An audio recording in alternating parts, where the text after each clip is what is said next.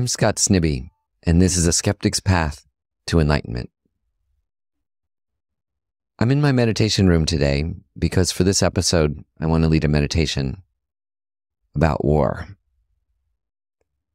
My daughter said it would be better to call this a meditation on peace, and of course that's what this meditation is meant to promote. But this is a meditation we can do when we're thinking about war and violence and other forms of violent aggression in the world.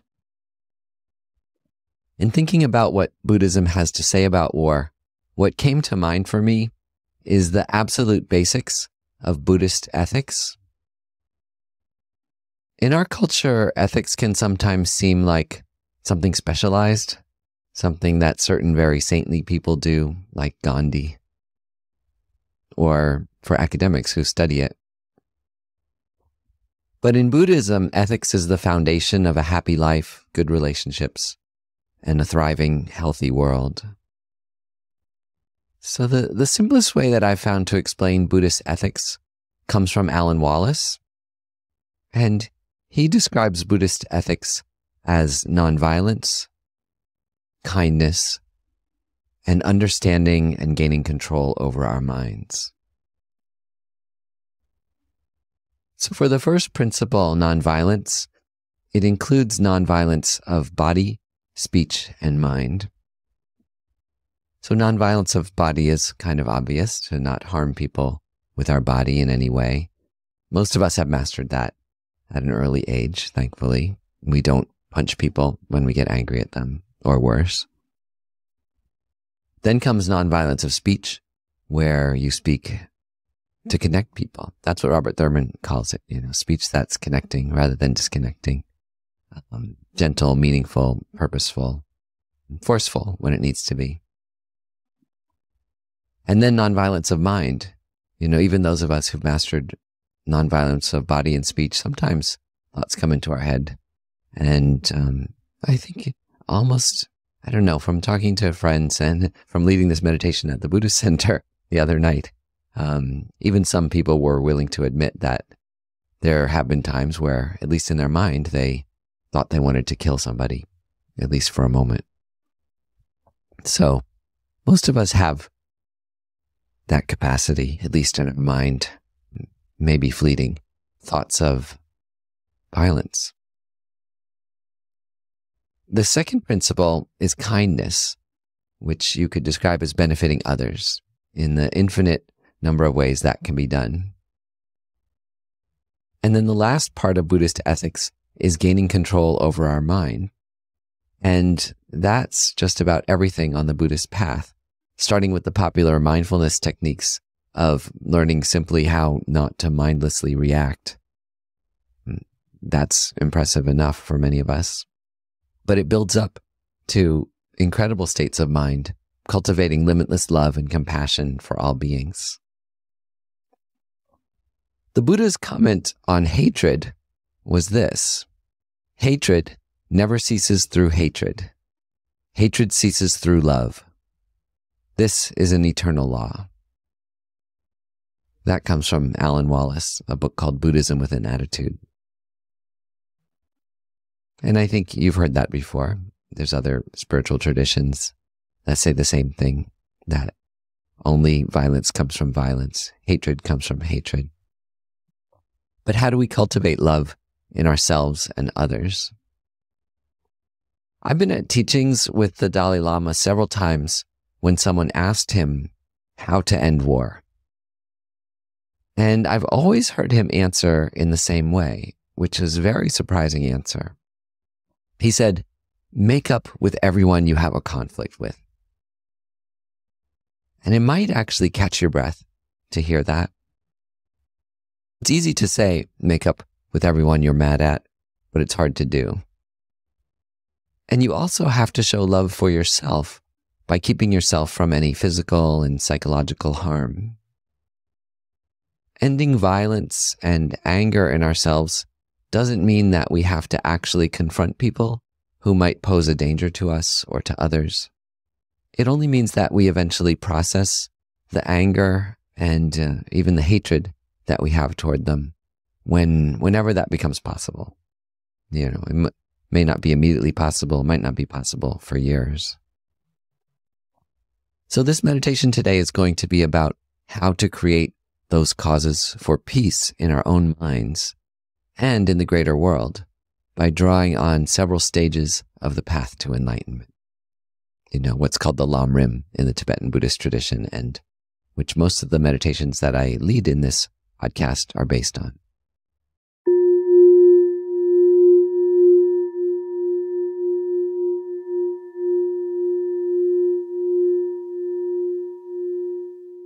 So settle yourself into meditation posture. You can straighten your spine, tilt down your head, half close your eyes, relax all the muscles in your shoulders, neck, body.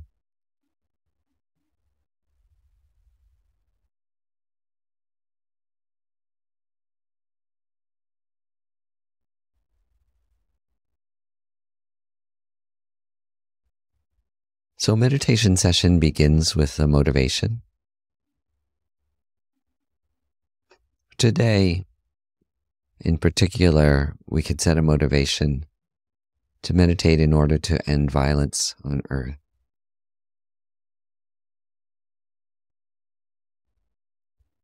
And to do that by starting with ourselves, the people close to us, the people we encounter on a day-to-day basis. To try to root out the causes of violence in a sphere of humanity that we interact with.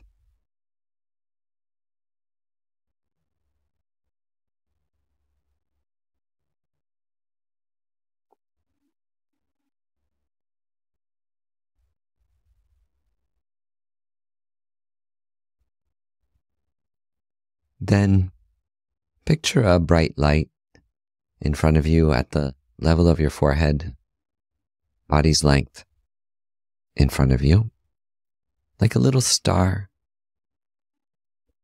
shining light in all directions. And imagine that light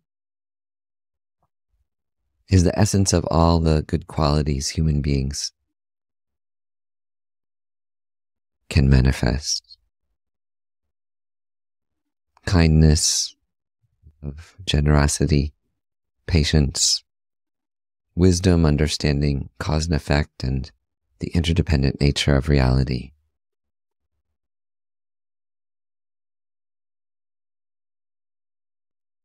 And as that light penetrates our body becomes hollow, still in the shape of our body, but a hollow shell of light.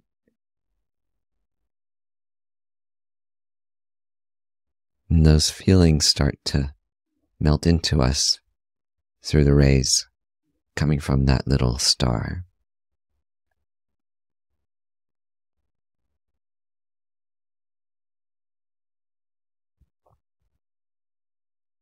If you like, mix that light with anyone you know or know of who embodies the qualities of peace,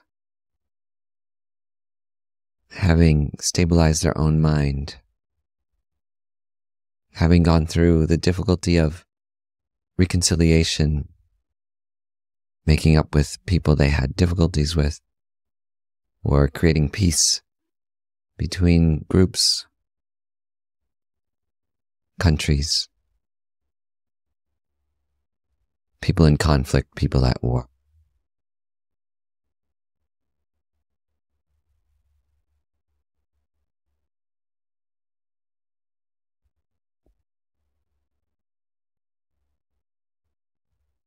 And then let that light float towards you slowly until it comes to rest at the crown of your head.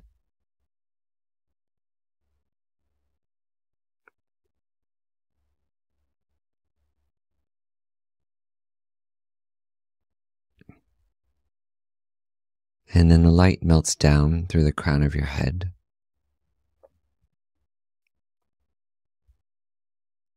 And the white light, it spreads through your entire body, clarifies your body so that you can only be gentle and helpful and forceful only in the ways that would prevent someone from doing harm and go no further. We use the term bless, sometimes blessing your body, which really means just inspiring, motivating, creating the causes for a body that contributes to peace.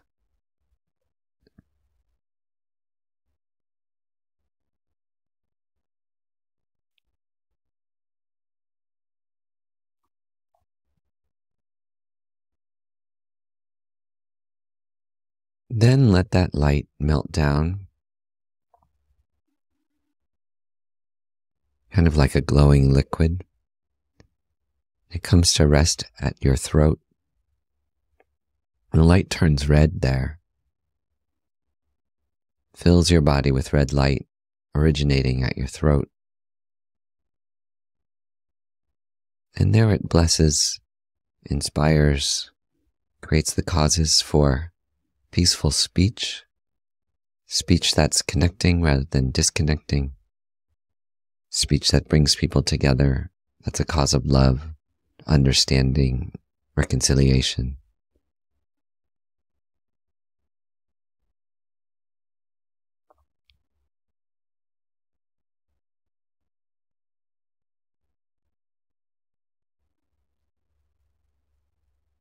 Then imagine the light melting down to the center of your chest. And it pauses at the center of your chest and turns blue and sends blue light rays through your entire body.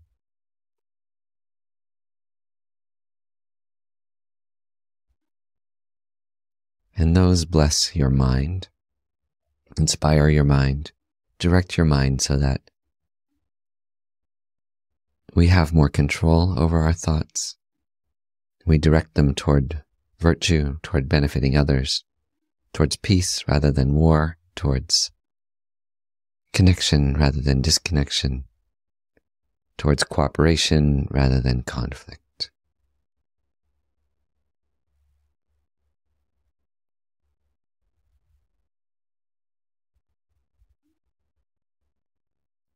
Then imagine as this blue body that we're able to move. We float up and we decide to go visit the places on Earth where there are violent conflicts right now.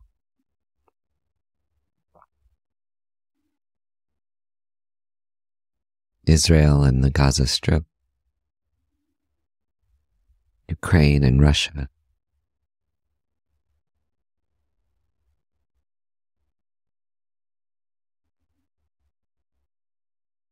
Imagine as this blue body, you send down blue healing light.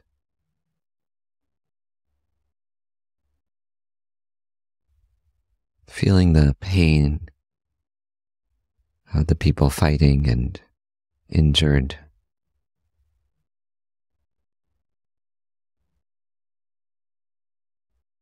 May people below, on all sides of the conflict, be able to overcome the grief of their loved ones dying.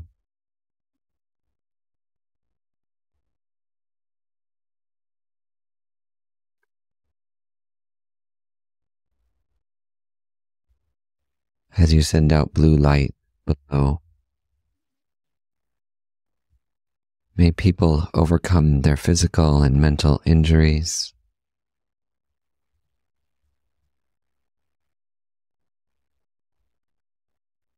May these wars end, and may the people in conflict create the causes of long-term peace and enjoy safe, happy, fulfilling lives.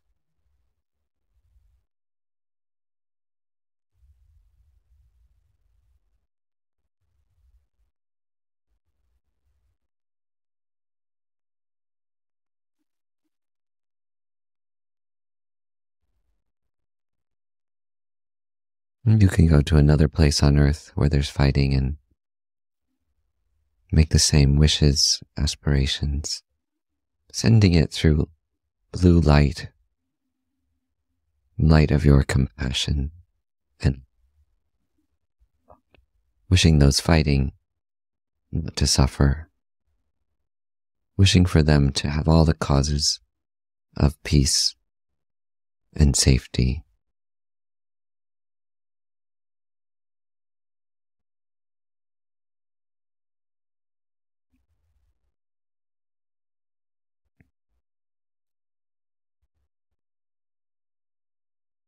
Then you can imagine that your body returns to your seat, still feeling that compassion, though, for everyone fighting and wishing that you could be a cause for ending conflict.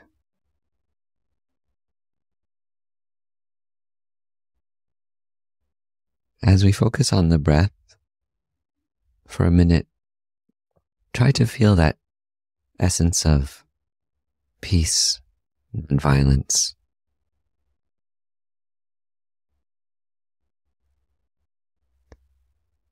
In a way that transcends words, deeply felt sense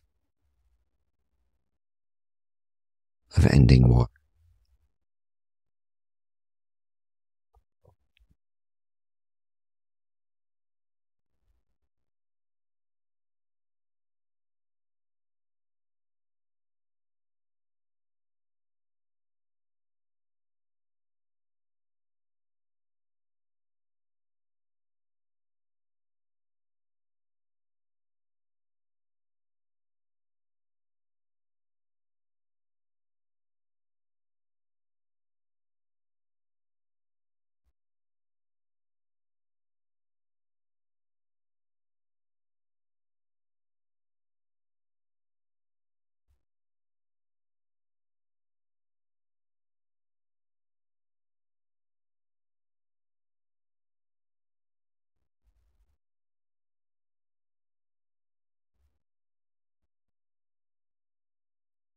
I don't understand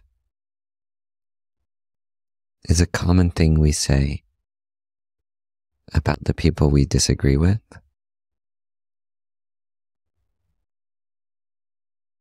How could they have stormed the Capitol on January 6th? How could they have voted for Joe Biden?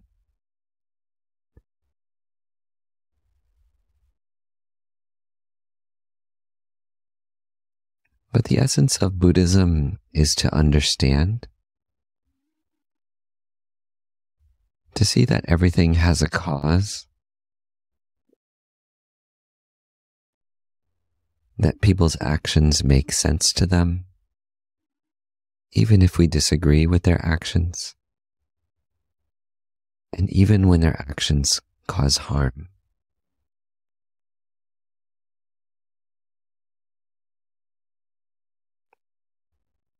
So we meditate on cause and effect to try to understand others. Because the root of violence is this not understanding, dehumanizing the people we disagree with.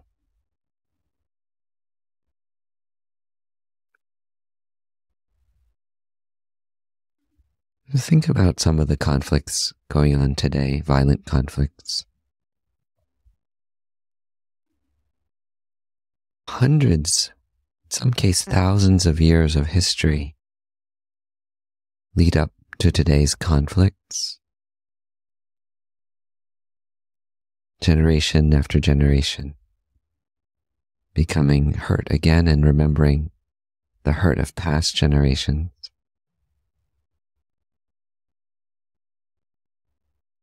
Think about the trauma and pain of individuals on both sides of a conflict.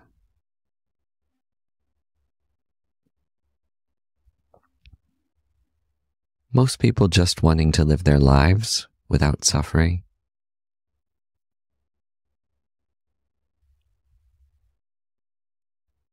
And then some people, wrongly conditioned through great effort, that killing another person might be the solution to their problems.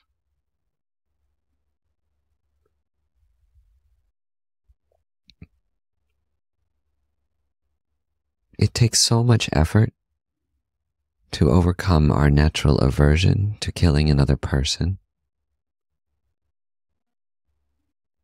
And it's usually done by dehumanizing them, saying they're an animal,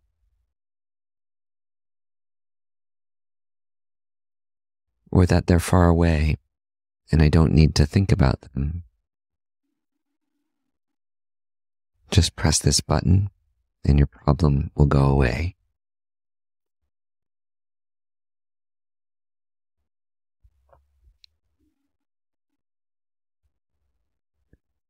But those who kill suffer lifelong psychological problems.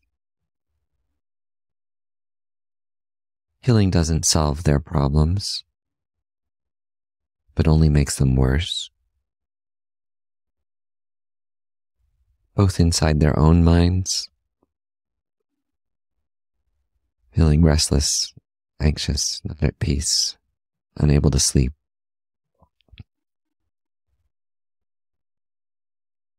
Also within their families, because they're not at peace with themselves. They cause conflict in their family. And then in the outer world with the enemy, where by killing an enemy, they've only created more enemies that may last generations.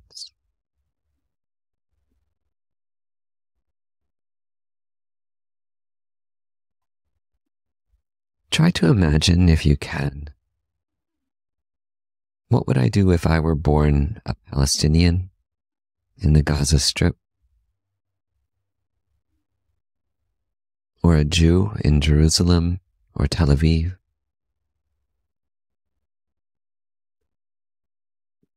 What if I were born Ukrainian or Russian? How much of a choice would I have based on the place and the culture and the family that I was born into?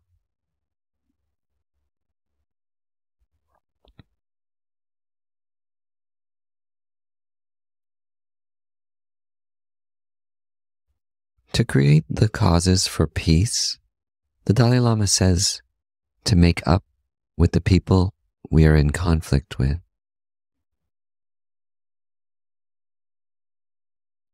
What would that take? And could we do it?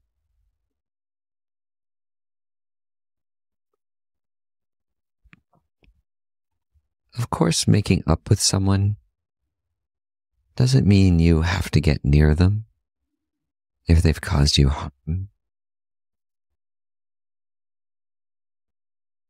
It's a matter of gradually letting go of your anger toward them, seeing the cause and effect in their mind that led to their actions, and their own potential to be kind and loving. If they were only taught compassion and nurtured with love.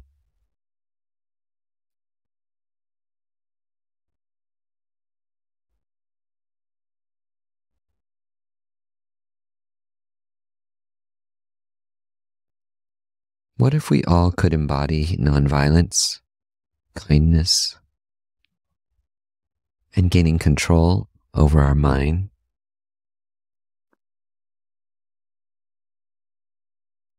What if we could each be nonviolent in our body, speech, and mind?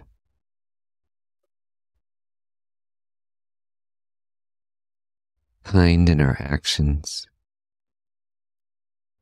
seeking to benefit everyone we encounter, even those who cause harm.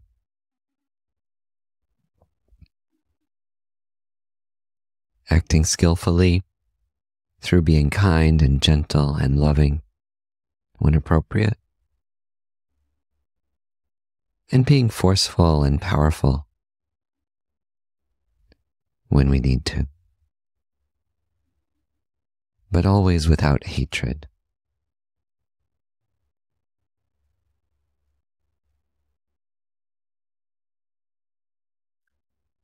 In Buddhism, it's actually allowed to use violence in self-defense, but only to defend yourself. And with this added provision, only if you can win.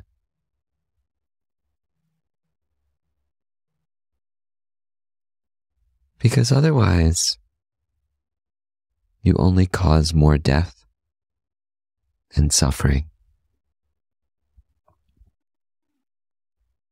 When the Chinese invaded Tibet, many Tibetans fought back against the invasion. But the Dalai Lama always said to be nonviolent.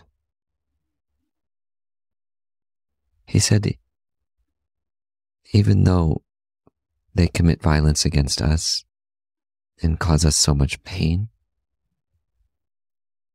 still, even if we kill one Chinese person, we make 100 Chinese enemies. So it's simply logical to be nonviolent.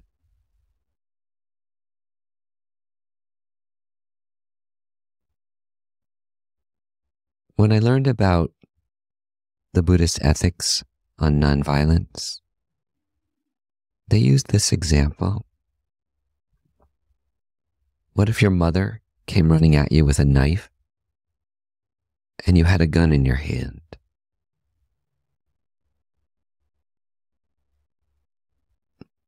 You'd almost certainly put down the gun and then wrestle with your mother, willing to sustain even serious injuries to get her knife away.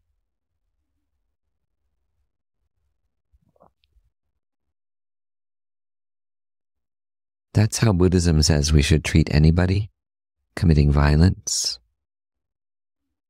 as if they are a dear loved one under the grips of mental illness, someone we need to help subdue their disturbed mind.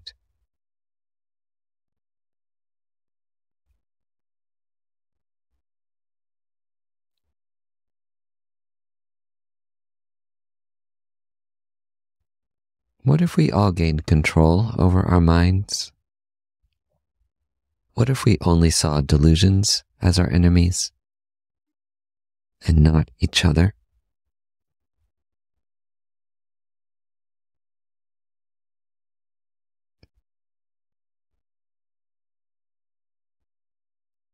In whatever way makes sense to you, imagine now a world where everyone's human rights are respected, where people are at peace,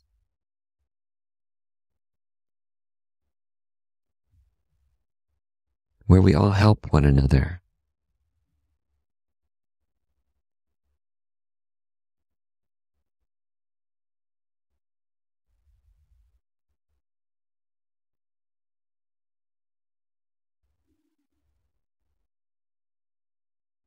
there's no guarantee these thoughts will end war. But at the very least, these thoughts will be the cause of peace in yourself and among the people you encounter in your life.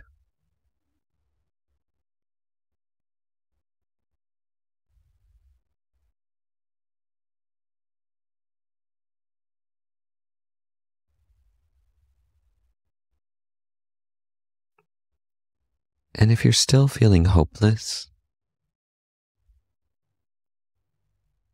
remember impermanence one of the foundations of reality, that nothing is permanent,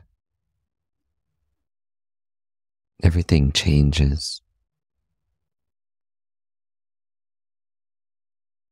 There have been wars and tragedies as big and worse than the ones we're living through right now. And each of them came to an end. Many resulted in lasting peace. And there are even cases, like with the US and Japan, or France and Germany, where sworn enemies who killed millions of each other's people turned into peaceful, trusting allies.